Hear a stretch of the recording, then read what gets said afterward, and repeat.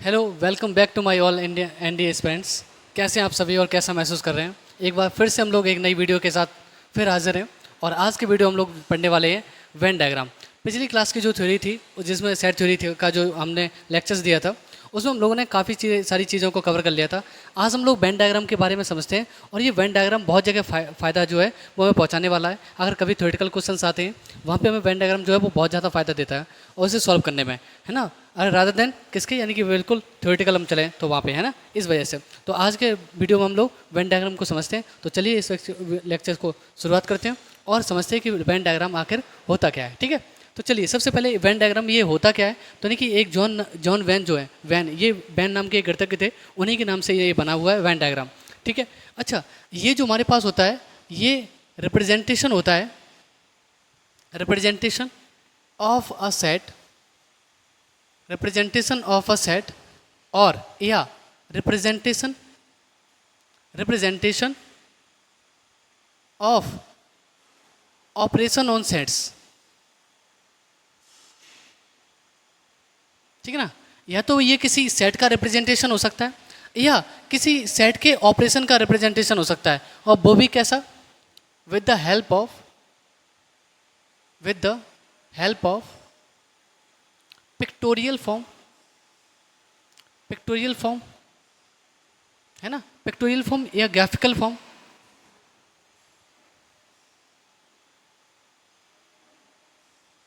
ठीक ना, इस प्रकार से यानी कि हमारे पास एक पिक्टोरियल पिक्टोरियल तो तब होता है यानी कि एक पिक्चर की तरह, है ना, पिक्चर की तरह दिखाया जाए, या ग्राफिकल यानी कि ग्राफ वाले मेथड से दिखा दिया है, यानी कि कुछ हम सब समथिंग इसी प्रकार से देखते हैं। ठीक है ना, अच्छा वेन डायग्राम को किसी भी सेट को दिखाने के लिए हम लोग, रिप्रेजेंट करने के लिए हम लोग किसी सर्कल का यूज़ करेंगे या हम किसी ओवल का यूज़ करेंगे। ठीक है ना, सर्कल भी हो सकता है, ओवल भी हो सकता है कई कई जगह पे। और किसी भी हमारे पास जो यूनिवर्सल सेट होगा, जो यूनिवर्सल सेट होगा जिसके अंदर वो सारे सेट या जिनके ऑपरेशन ऑन सेट जिसके अंदर कंटेंट करेंगे वो सारी वैल्यूज जो हमारे पास कहलाएगी, यानी कि जो वहाँ पे जिसको रिप्रेजेंट करेगा वो एक रेक्टेंगल होगा। ठीक है ना, तो मैंने तुमसे क्या कहा कि यूनिवर्सल सेट को दिखाने के लिए हम लोग रेक्टेंगल का यूज़ करेंगे और किसी भी सेट को दिखाने के लिए सर्कल या ओवल का यूज़ करेंगे। और जनरली हम लोग सर्कल का ही यूज़ करते हैं,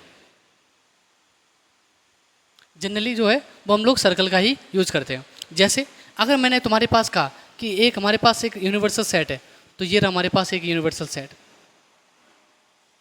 ठीक है ना, ये रहा हमारे पास एक यूनिवर्सल सेट। कैसे सर? ये ऐसे, ये हम लोग एक रेक्टेंगल बना दिया और इसके कॉर्नर पे लिख देंगे हम लोग यू, तो ये हमारे पास हो जाएगा यूनिवर्सल सेट। अगर लिख दें तो भी ठीक है, ना लिखें तो भी ठीक है। ठीक है, अच्छा उसके बाद हमारे पास क्या होगा कि इसी में हमें कोई अगर सर्कल दिखाना है, ठीक है ना, मतलब कोई सेट दिखाना है तो हम उसे दिखाएंगे सर्कल से। ठीक है ना, ये हमने बना दिया एक सर्कल। ठीक है, तो ये हमारे पास एक सर्कल हो गया। ठीक है, अच्छा ये हमने इसका नाम दे दिया, कोई सेट ए है। ठीक है ना, ये सेट हमारे पास ए है, तो ये हमारे पास कहेंगे कि एक हमारे पास सेट क्या है, ये सेट जो है वो ए है, सेट ए भी कह सकते हैं। ठीक है ना, सेट ए भी कह सकते हैं। अच्छा अब अगर हमें सेट का कॉम्प्लीमेंट चाहिए, हमें complement of a set, complement of a set. ठीक है ना, जिसे मैंने बताया था, या तो इसे ऐसे सी से दिखाएंगे या फिर हम इसे ऐसे डैश लगा देंगे, है ना, या हम इसके ऊपर वार भी लगा सकते हैं। ये सारे कॉम्प्लीमेंट ऑफ सेट ही कहलाते हैं। ठीक है ना, अच्छा तो अगर हमें कॉम्प्लीमेंट ऑफ सेट चाहिए, ठीक है, तो हम लोग क्या करेंगे, इस वाले पार्ट से इसको एक रेक्टेंगल बनाया, जो सेट दे रखा है उस सेट को बनाया।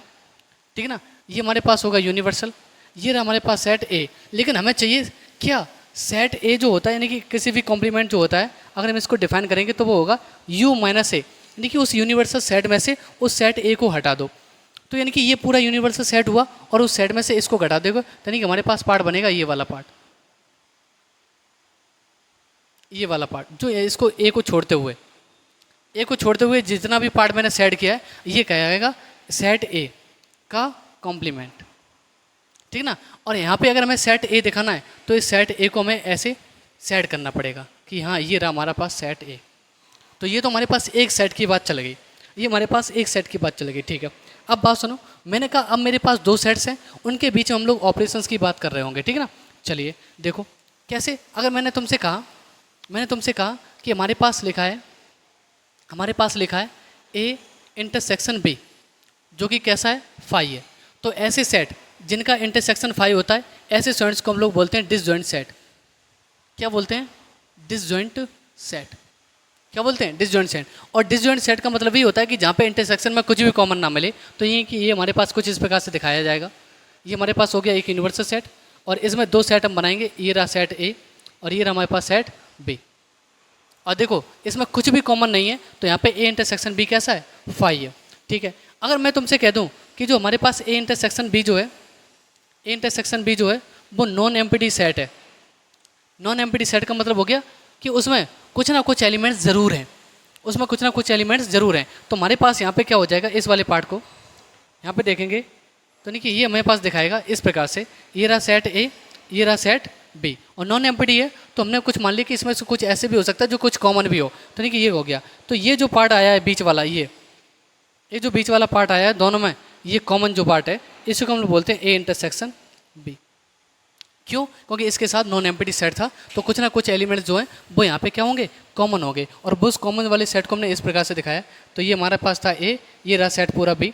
अब देखो, हाँ अब ये भी ध्यान रखो, ये ध्यान रखो कि इस पूरे ए को ए और इस पूरे को बी नहीं कहेंगे, क्योंकि ये पूरा ए है तो हम लोग इसको बाहर से दिखाएंगे कि ये सेट ए था और ये सेट बी था। ऐसे भी दिखा सकते हो बाहर से, बिल्कुल। तो यानी कि ये सेट ए था पूरा और ये सेट बी था, और उसमें कुछ ऐसा पोर्शन था जो दोनों में कॉमन था, जिसे हम बोल रहे हैं ए इंटरसेक्शन बी।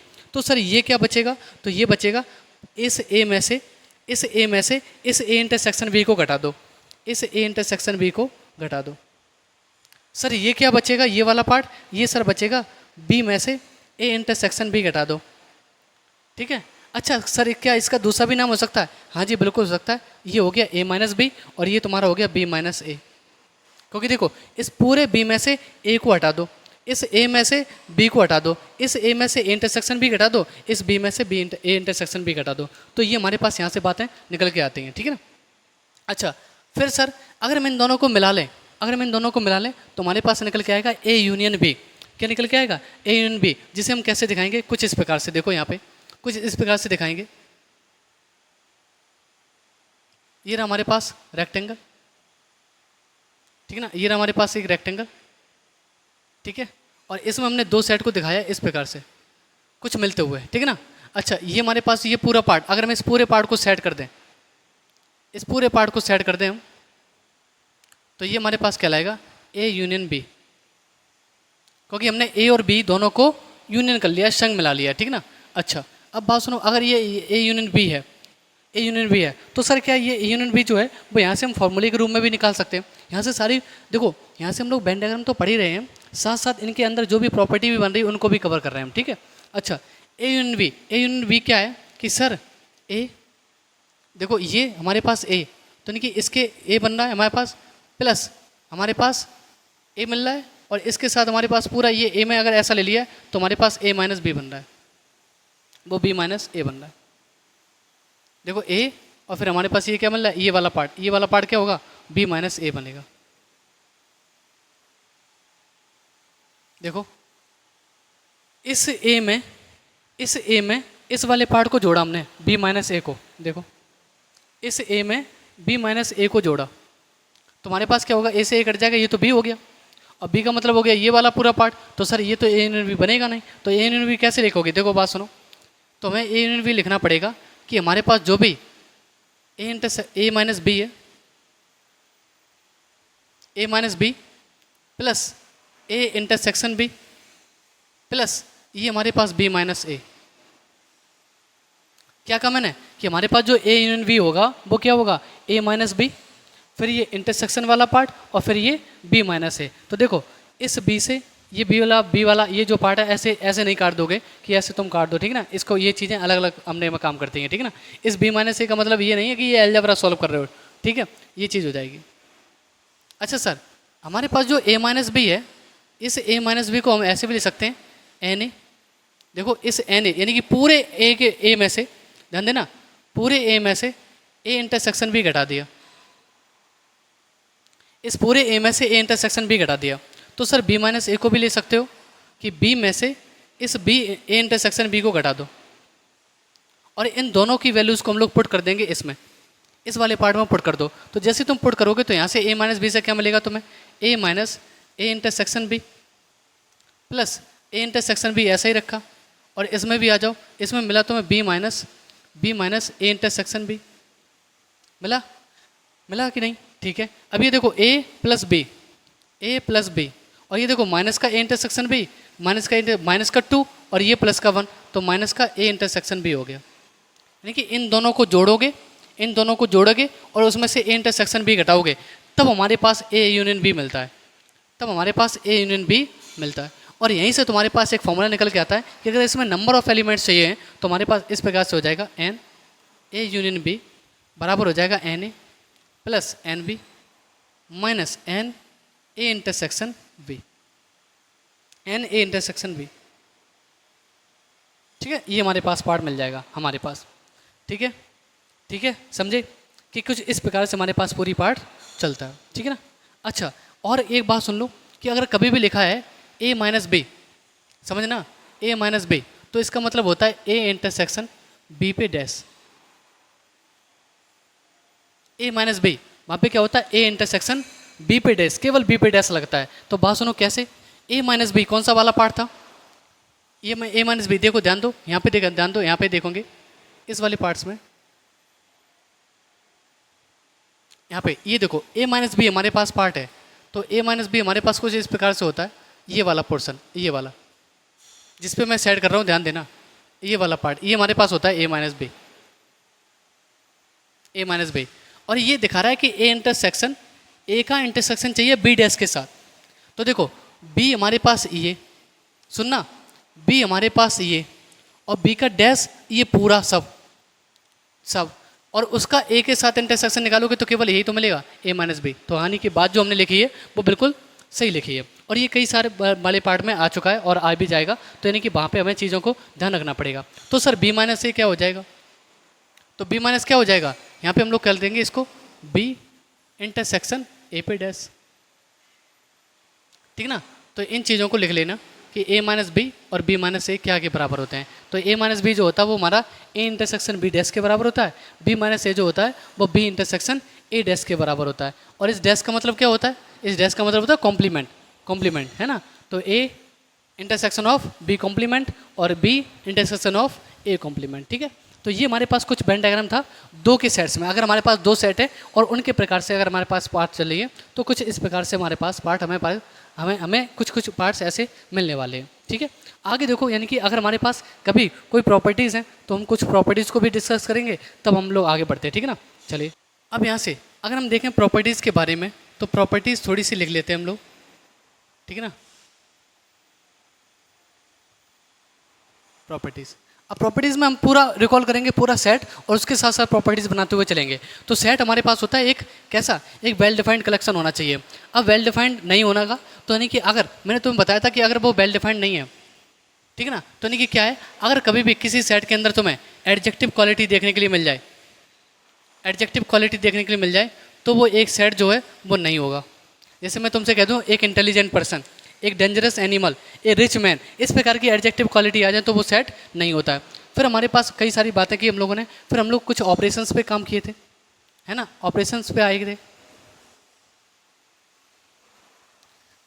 ठीक है। जहाँ पे हम लोगों ने अगर बात करें कि a माइनस बी, तो a माइनस बी क्या होता है, a माइनस बी होता है a में से ध्यान देना, मैं बिल्कुल प्योर में हिंदी में लिख दे रहा हूँ जिससे और भी ज़्यादा समझ में आए। a में से v के एलिमेंट्स को हटाना, v के एलिमेंट्स हटाना, यानी कि उनको हटा देना, यानी कि रिमूव कर देना, घटा देना। अच्छा, b माइनस ए क्या होगा, b माइनस क्या होगा, b में से a के एलिमेंट्स हटाना, सही बात है। तो बताओ क्या a माइनस बी जो होगा वो बराबर होगा b माइनस ए के, नहीं होगा, ठीक है ना। a माइनस बी जो होता है वो बराबर नहीं होता b माइनस ए के, पहली बात। अच्छा, इसी में हम लोगों ने पढ़ा था symmetric difference a del v, तो a डेल v भी हमने पढ़ा था कि a माइनस बी का यूनियन और b माइनस ए का यूनियन जो मिलके बनाता है वो सिमेट्रिक डिफरेंस होता है। तो क्या v इंटरसेक्शन a क्या होगा, b डेल a, है ना। तो ये हमारे पास होगा v माइनस ए का a union a minus B. तो बात सुनो, ये हमारे पास कैसे पार्ट्स मिल जाएगा, देखो कैसे। तो देखो प्रॉपर्टीज़ कुछ लिखो, हमें मालूम है कि जो a यूनियन b होता है वो बराबर होता है b यूनियन a के।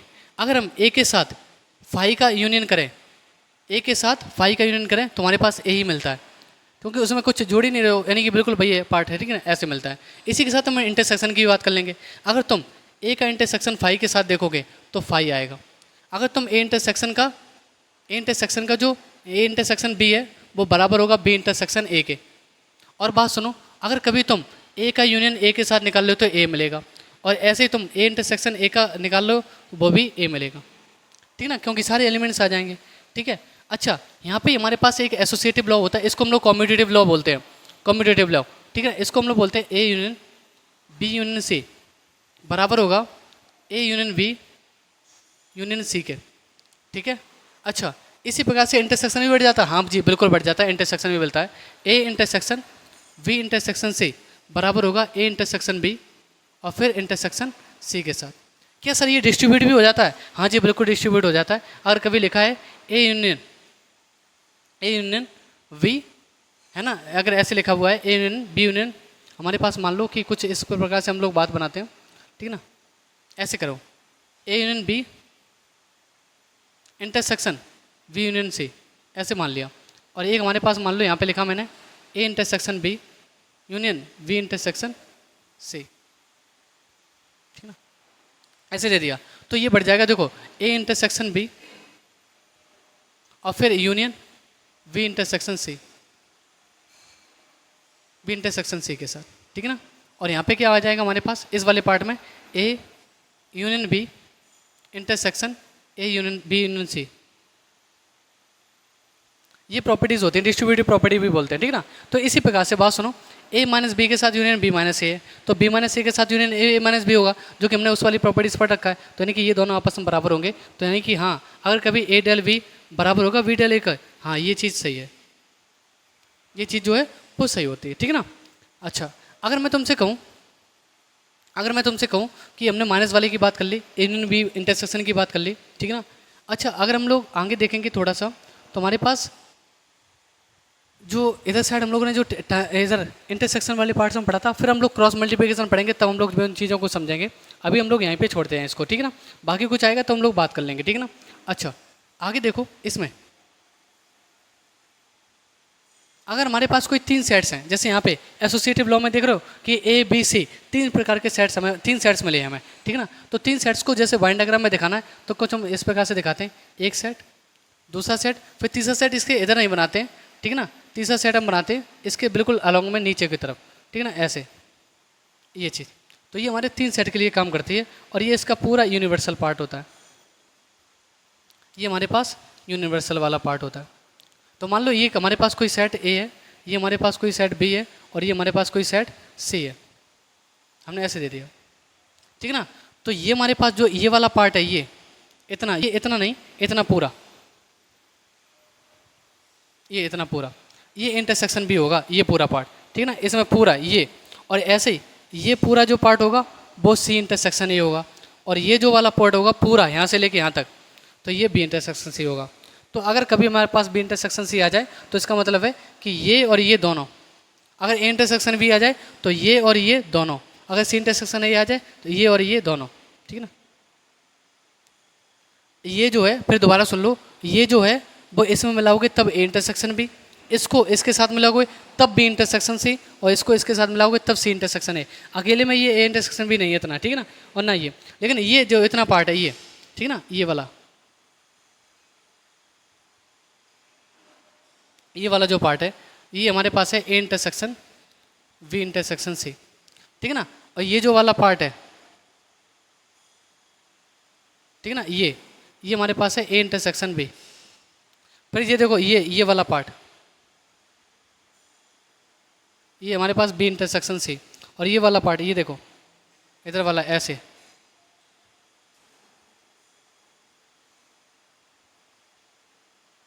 ये, तो ये देखो ये ए इंटरसेक्शन बी, ये पूरा ए इंटरसेक्शन बी, ये फिर बी इंटरसेक्शन सी ये पूरा पार्ट, और फिर ये सी इंटरसेक्शन ए ये पूरा पार्ट, ठीक है ना। मैंने यहाँ पे लिख दिया, इसको भूलना मत कि यहाँ इतना है, इतना नहीं है, ये पूरा है इतना, ठीक है ये।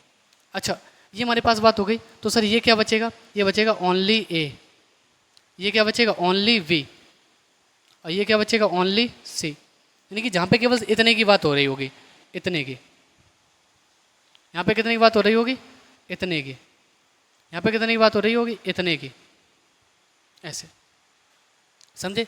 तो ये हमारे पास पार्ट कहलाता है A intersection B intersection C का, ये वाला पार्ट। ये वाला कहलाता है ए इंटरसेक्शन बी का, ये वाला पार्ट कहता है बी इंटरसेक्शन सी का, और ये वाला पार्ट कहलाता है सी इंटरसेक्शन ए का। ठीक है, तो ये हमारे पास तीनों पार्ट्स का वेन डायग्राम था, है ना। और अगर हम लोग थोड़ा सा इसमें देखेंगे तो कुछ हम तुमसे क्वेश्चन पूछता हूँ, ये वाला पार्ट, ठीक है ना।